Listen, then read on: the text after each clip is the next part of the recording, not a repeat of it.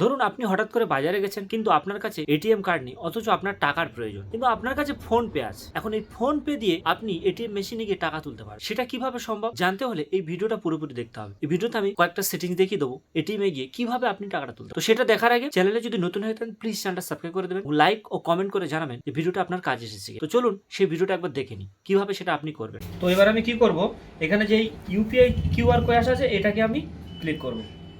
করার পর এখানে দেখুন এখানে অ্যামাউন্টটা চাইছে, আমি অ্যামাউন্ট বসিয়ে দিই। ধরুন আমি 100 টাকা অ্যামাউন্ট দিলাম, এখানে দিয়ে কন্টিনিউ করব। কন্টিনিউ করার পরে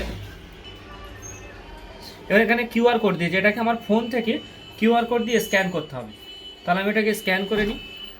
স্ক্যান করলাম, করে আমি ফোন থেকে আমি প্রসিড টু পে এখানে প্রসিড করে দেবো। দিয়ে আমি এখান থেকে ইউপিআই পিন মেরে দেবো।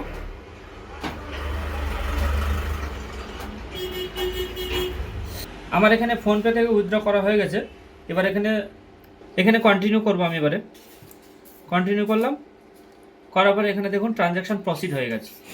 দেখুন এখানে আমার প্রসিড হয়ে গেছে, এবারে টাকায় বেরিয়ে যাবে। দেখুন এইভাবে আমি কিউআর কোড ব্যবহার করে টাকাটা তুলতে পারি।